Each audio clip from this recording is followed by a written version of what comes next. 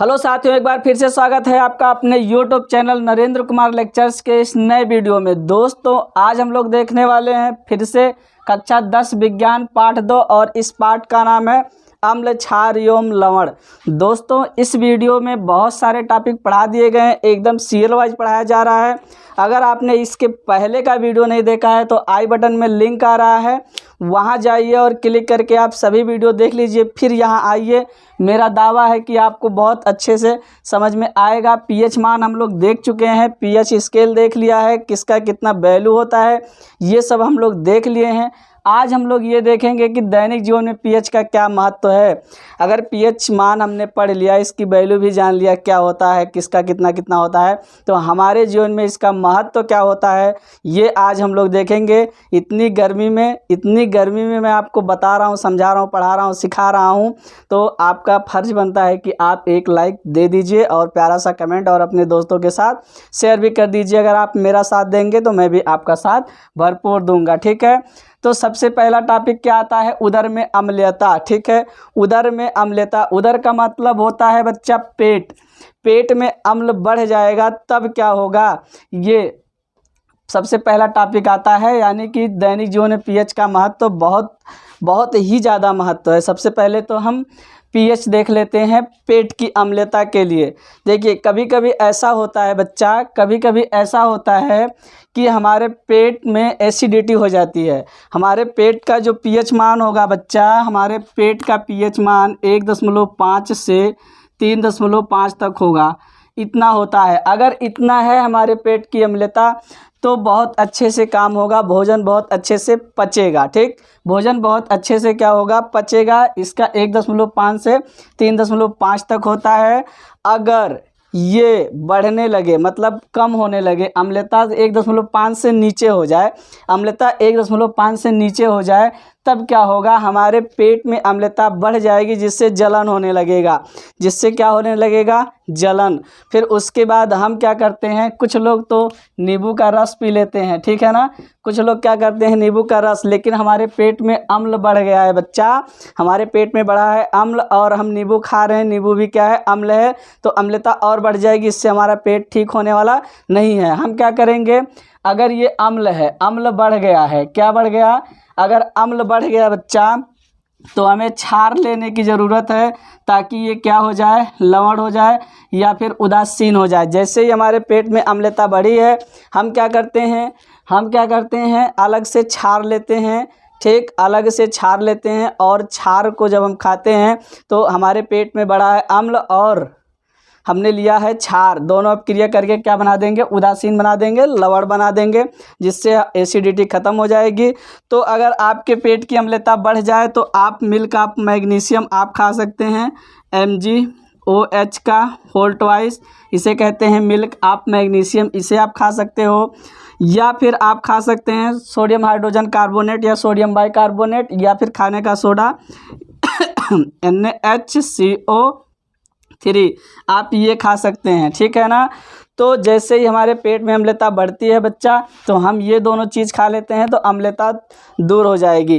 देखो, कोई कोई जानवर ऐसा होता है कि उसके पेट की अम्लता बहुत ज़्यादा होती है, बहुत स्ट्रांग होता है। जैसे मैं अगर आपको बताऊं, अजगर देखो, पूरा जैसे कोई बकरी वकरी हो या फिर कोई छोटा जीव हो, मतलब वो बॉडी सहित निगल जाता है। उसके पेट की अम्लता इतना ज़्यादा होती है कि ऐसे बॉडी को ही क्या करता है, अंदर गला देता है, ठीक। अगर उसके पेट से हम लोग अम्ल निकालें और निकालने के बाद अपने शरीर पे ऐसे छिड़क दें तो पूरा क्या हो जाएगा बच्चा, जल जाएगा, ठीक है ना, गल जाएगा। तो अजगर के पेट की अम्लता क्या होती है, बहुत ही ज़्यादा हो जाती है।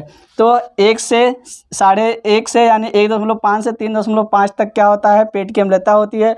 अगर इससे कम हुआ तो एसिडिटी बढ़ जाएगा, एसिडिटी हो जाएगा, जिसे हमें इन दोनों को लेने की ज़रूरत पड़ जाती है। तो ये रहा कि अगर पेट में अम्लता बढ़ जाएगी तब भी दिक्कत होगा। बढ़ने का मतलब इधर हो जाए, ठीक, ये हो गया। अब आगे हम लोग देख लेते हैं बच्चा, बहुत गर्मी लग रही है, थोड़ा सा मैं पोंछ लूँ पसीना बहुत हो रहा है। अम्लीय वर्षा देख लेते हैं। आगे हम क्या देखेंगे, अम्लीय वर्षा। अम्लीय वर्षा में क्या होगा, जो वर्षा जल होता है उसको शुद्ध माना जाता है। वर्षा जल को क्या माना जाता है बच्चा, वर्षा जल को हम लोग मान लेते हैं शुद्ध, ठीक। वर्षा जल को हम लोग शुद्ध मान लेते हैं, लेकिन प्रदूषक जो होते हैं इसके पीएच की मान में क्या कर देंगे, कमी कर देंगे। ठीक, तो इसके पीएच में क्या हो जाएगा, कमी हो जाएगा 5.6 से क्या हो जाएगा, नीचे। तो जैसे अब हम देख लेते हैं ये अम्लीय वर्षा देख लेते हैं। अम्लीय वर्षा में क्या होगा बच्चा, हमारे खेत का पीएच मान जो अम्लीय वर्षा में ये होगा कि जो वर्षा होगा वो अम्लीय हो जाएगी, जो वर्षा होगी अम्लीय हो जाएगी। कैसे, अम्लीय वर्षा में क्या होगा, देखिए अम्लीय वर्षा कैसे होगा मैं बता दूं। 5.6 से क्या हो जाएगा, नीचे हो जाएगा, तो अम्लीय वर्षा होगी। कैसे, जब हम लोग गाड़ी वगैरह चलाते हैं तो उसमें क्या जलता है, गाड़ी वाड़ी जब चला लेते हैं तो उसमें जल जाता है आपका सल्फर, और सल्फर जलने के बाद ऑक्सीजन से अपक्रिया करता है, किससे, तो बना लेता है सल्फर डाइऑक्साइड। ये बना लिया सल्फर डाइऑक्साइड। कोयला, पेट्रोलियम, कोल, ये सब जब जलाते हैं बच्चा, जब ये सब जलाते हैं तब हमें क्या मिलता है, नाइट्रोजन मिलता है। ठीक है ना, और नाइट्रोजन आया वायु में, अपक्रिया किया, किस ऑक्सीजन से अपक्रिया करेगा, फिर ये बना लेगा NO2। ठीक है ना, ये सल्फर का ऑक्साइड हो गया, ये नाइट्रोजन का ऑक्साइड हो गया। ठीक, अब ये दोनों कहाँ पहुँच जाएंगे, ये दोनों पहुँच जाएंगे बादल में। ये दोनों कहाँ जाएंगे, बादल में। बादल में कौन है बच्चा, बादल में है पानी। बादल में क्या है, पानी है, H2O। बादल में हो गया पानी, और यहाँ बादल में हो गया पानी। बादल में पानी है, पानी के अणु है, बादल है ना, उसमें भाप होगा, छोटा छोटा भाप होगा, तो वो भाप आखिर H2O ही है ना, वो जल ही है लल्ला। तो ये क्या हो जाएगा, ये सल्फर पहुंचा, सल्फर डाइऑक्साइड अपक्रिया किया जल से, और यहाँ ये अपक्रिया कर लिया जल से। दोनों अपक्रिया करने के बाद क्या देते हैं, दोनों जैसे ही अपक्रिया करेंगे ये आपका दोनों मिलकर क्या बनेगा, H2SO4 बन जाएगा। ये मिलकर बनेगा आपका H2SO4। ये क्या है, आपका अम्ल है, और ये HNO3।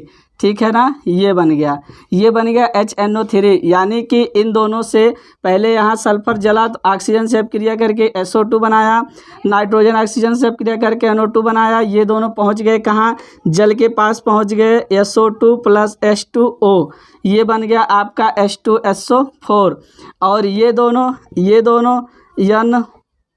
ये बन गया आपका NO2, और ये भी जल से अपक्रिया करा लिया HNO3। ये बन गया आपका सल्फ्यूरिक अम्ल, और ये बन गया नाइट्रिक अम्ल। दोनों ही क्या हैं, परवल अम्ल हैं। ये दोनों क्या है, परवल अम्ल है। अब ये दोनों पानी के साथ गिरेंगे, तो जब पानी के साथ गिरेंगे तो वो हो जाएगा अम्लीय वर्षा। और अम्लीय वर्षा सबसे ज़्यादा नुकसान किसे करता है, अम्लीय वर्षा सबसे ज़्यादा नुकसान करता है संगमरमर को।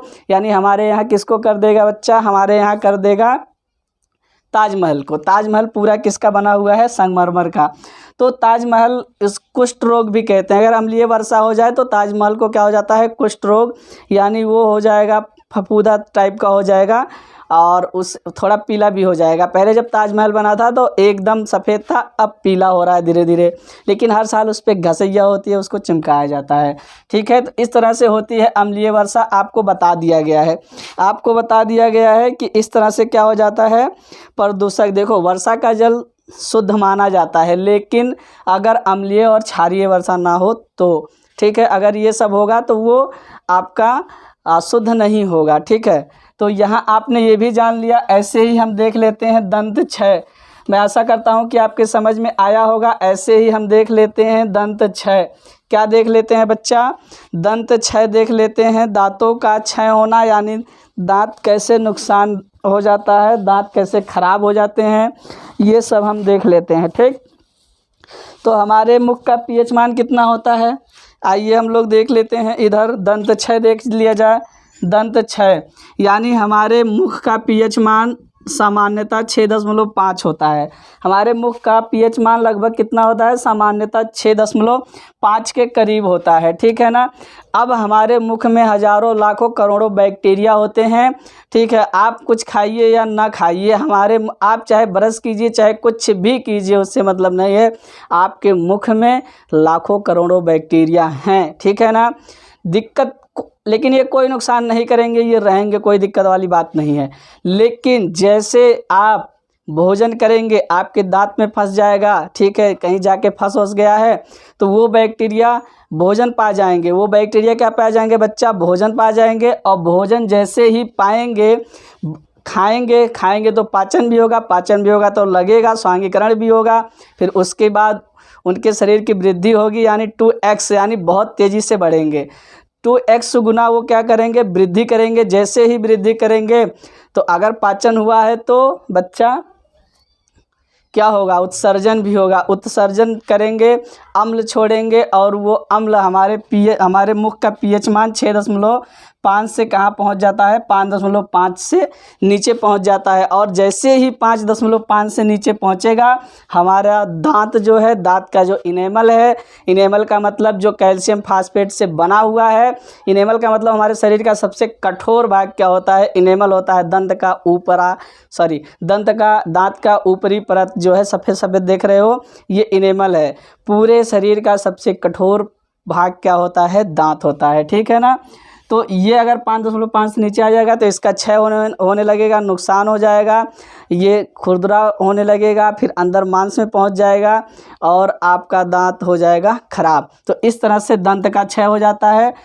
हमें दिक्कत नहीं होती है, ऐसे ही रहने दो, कोई दिक्कत नहीं है। लेकिन जैसे ही आप भोजन करेंगे, अगर फंस गया है तो वो जीवाणु खाएंगे, बैक्टीरिया खाएंगे, खाने के बाद उनके पाचन भी होगा, उत्सर्जन भी होगा। उत्सर्जन में अम्ल ही वो क्या करेंगे? छोड़ेंगे। तो वो अम्ल pH मान क्या कर देगा? कम कर देगा। जैसे ही कम कर देगा, कैल्शियम फास्फेट से बना हुआ है ये आपका दांत, इनेमल, ये भी खराब हो जाएगा, दांत भी खराब हो जाएगा। तो इस तरह से ये हो जाता है। अगला होता है कीटों का डंक।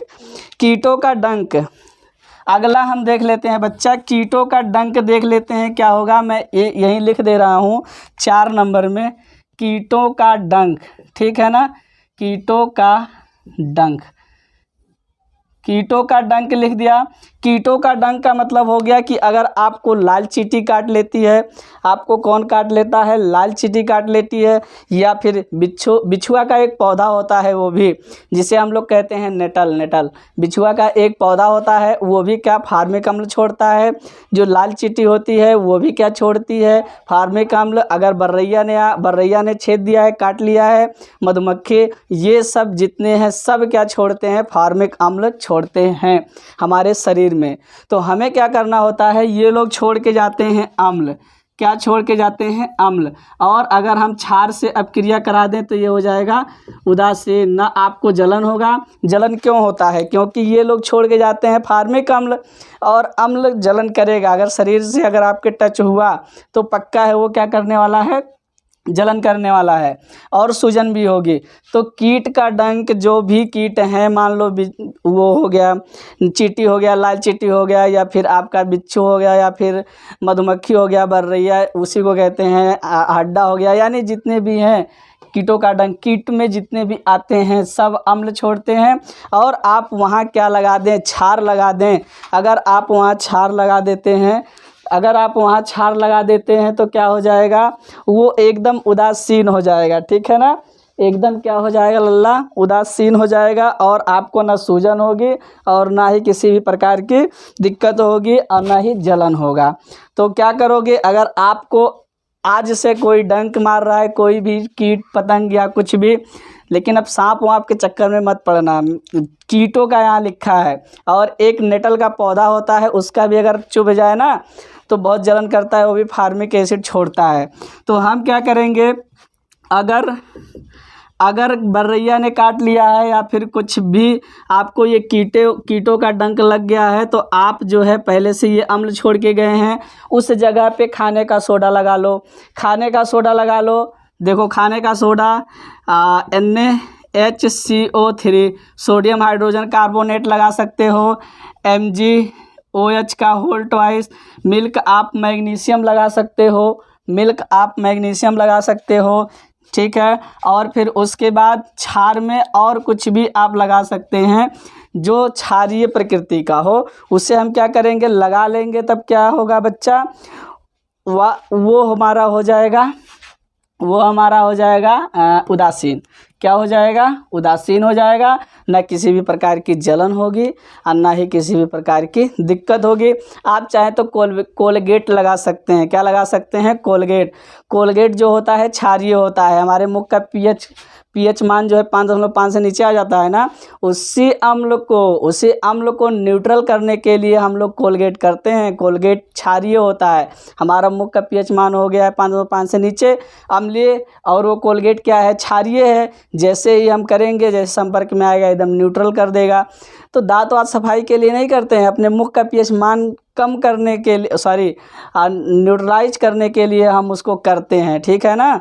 हाँ, ताकि फंसा वसा रहे वो भी आ जाता है, कोई दिक्कत नहीं। बहुत गर्मी हो रही है भैया, अब मैं क्या बताऊँ, इतना तो बनता ही है कि आप लोग वीडियो को लाइक कर दीजिए, शेयर कर दीजिए, कमेंट कर दीजिए प्यार सा। बहुत ही मतलब क्या बताऊँ आपको, बहुत ही दिक्कत हो रही है पढ़ाने में, लेकिन फिर भी पढ़ा रहा हूँ। तो आप लोग लाइक भी कर दीजिए, शेयर भी कर दीजिए, कमेंट भी कर दीजिए। और कभी भी कोई प्रकार की दिक्कत हो इन डंकों से, कीटों के, तो ये आप लगा सकते हो बहुत अच्छे से, या कोलगेट वहाँ लगा लेना, न्यूट्रल हो जाएगा। ठीक है। आगे आपका आ जाएगा मृदा का पीएच मान। मृदा का पीएच मान अगला क्या आ जाएगा, अम्लीय वर्षा के साथ हम मृदा का पीएच मान भी देख लेते हैं। ठीक, 5 नंबर मृदा का पीएच मान। मृदा का पीएच मान देख लेते हैं बच्चा। क्या देखेंगे, मृदा का पीएच मान। मृदा का मतलब मिट्टी का पीएच मान कैसे क्या होता है। ऐसे मिट्टी का जो पीएच मान होता है, मिट्टी का जो पीएच मान होता है वो भी किस पर प्रभावित करता है, अम्लीय वर्षा पर प्रभावित करता है।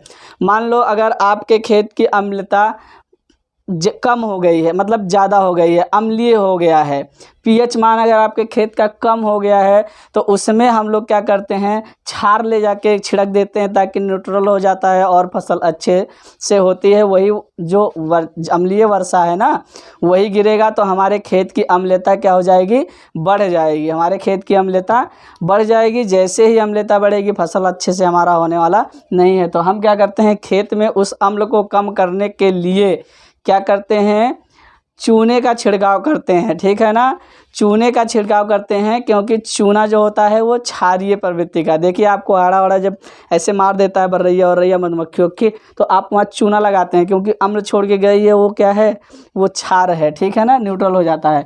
तो ऐसे ही पीएच मान को न्यूट्रलाइज करने के लिए हम क्या करते हैं, अपने खेत में चूने का छिड़काव करते हैं। ठीक है ना, यहाँ मैंने कुछ लिखा नहीं है। अगर आप लोग चाहेंगे, अगर आप लोग कमेंट करेंगे, जो नंबर नीचे स्क्रीन पे दिख रहा है, तो इसका पीडीएफ मैं आपके पास भेज दूंगा। ठीक है ना, लेकिन अगर आप 10 लोग के पास पहले शेयर करिएगा, फिर उसके बाद आप हमसे पीडीएफ लीजिएगा, मैं आपको पीडीएफ दे दूंगा। जो मैंने बताया है पूरा लिखा हुआ है, उस नंबर पे कमेंट करिए, मैं आपको तुरंत वो पीडीएफ भेज दूंगा। ठीक है ना, कोई दिक्कत नहीं है, आप लिख के भेज दीजिए। क्या लिखेंगे, दैनिक जीवन में पीएच का महत्व, पीडीएफ।